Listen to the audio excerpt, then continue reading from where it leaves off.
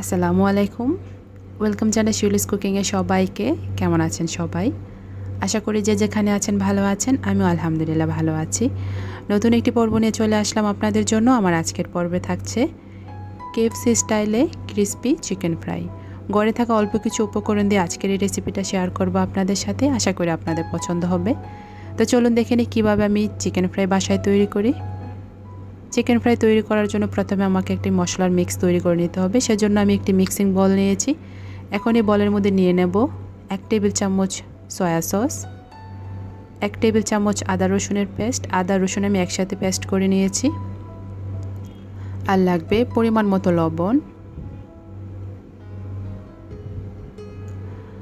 আর লাগবে হাফ চা চামচ গোলমরিচের গুঁড়া,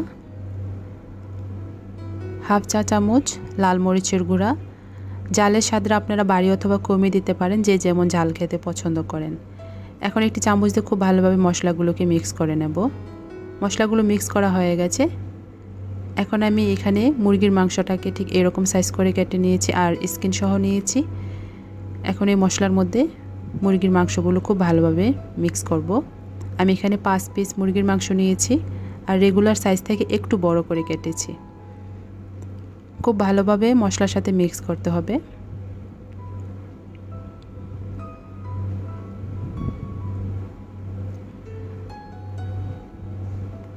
আমার মাংসগুলো মাখানো হয়ে গেছে।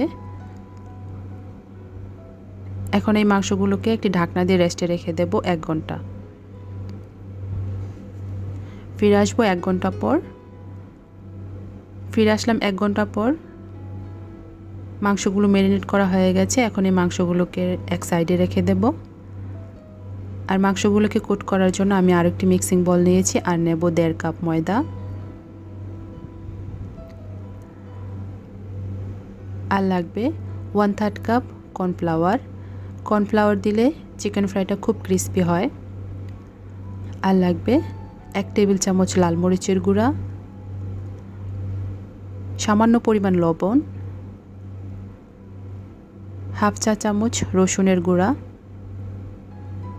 মশলাগুলো দেওয়া হয়ে গেছে। এখন একটি হ্যান্ড উইক্স দিয়ে খুব ভালোভাবে মিশিয়ে নেব।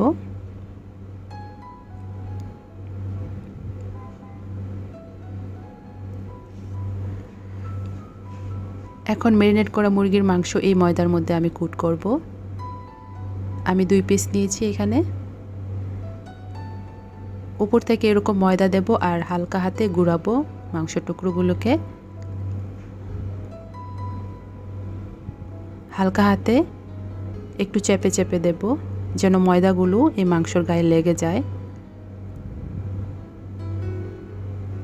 হালকা হালকা হাতে চাপ দিতে হবে, ময়দাগুলো মাংসের মধ্যে লাগাতে হবে।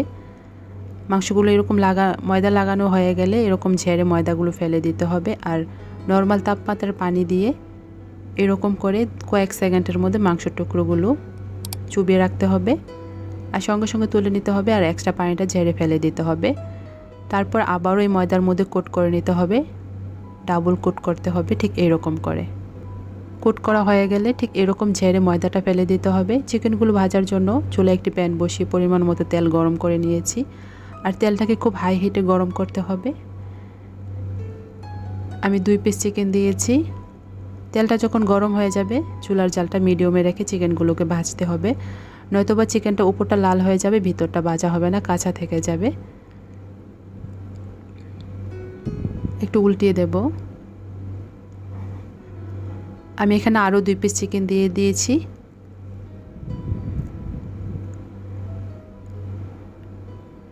চিকেনগুলো প্রায় ভাজা হয়ে গেছে। আমি একটু উল্টিয়ে তারপর তেল ঝরিয়ে তুলে নেব একটি স্ট্যানার দিয়ে।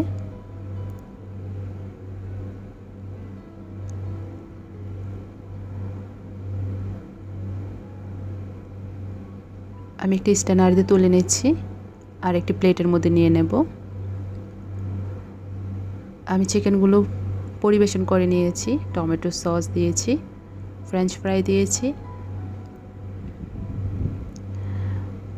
তো তৈরি হয়ে গেল আমার ক্রিসপি চিকেন ফ্রাই। আপনারা চাইলে আমার রেসিপি ফলো করে খুব সহজে এই চিকেন ফ্রাই বাসায় তৈরি করে নিতে পারেন। পরিবারের সবার সাথে শেয়ার করতে পারেন। আশা করি সবাই অনেক পছন্দ করবে। আমার চ্যানেলে এরকম আরও মজার মজার রেসিপি আছে, চাইলে আপনারা আমার চ্যানেল থেকে ঘুরে আসতে পারেন। আর রেসিপি ভালো লাগলে প্লিজ একটি লাইক দিবেন আর চ্যানেলটিকে সাবস্ক্রাইব করে চ্যানেলটির পাশেই থাকবেন। আর যারা আগে থেকে আমার চ্যানেলটিকে সাবস্ক্রাইব করেছেন তাদেরকে জানাই অসংখ্য অসংখ্য ধন্যবাদ। আশা করি সবসময় আমার চ্যানেলটির পাশে থাকবেন। দেখুন কতটা পারফেক্ট হয়েছে আমার এই চিকেন ফ্রাই। সবাই অনেক ভালো থাকবেন, দেখা হবে নতুন কোনো পর্বে। আল্লাহ হাফেজ।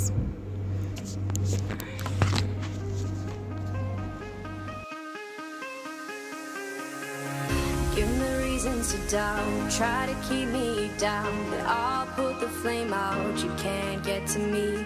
Throw your sticks and your stones, go break all of my bones, you won't ache my soul, you can't get to me. And there is no